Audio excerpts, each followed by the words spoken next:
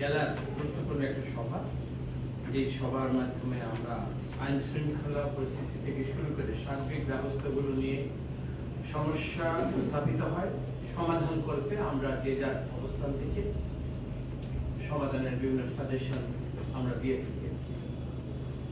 তো নির্বাচনের পূর্বে অত্র এলাকায় 11 জনের দিকে ফোকাস ছিল।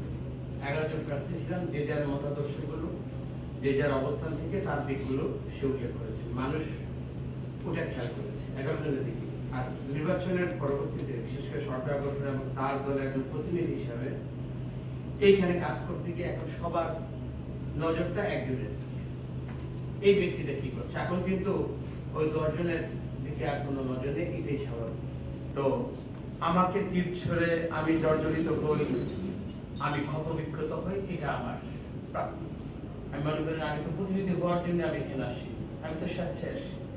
তো আমি যে ক্ষতবিক্ষত না হওয়ার জন্য যে আমার ডাল কার, এই ডাল হলেন আপনারা।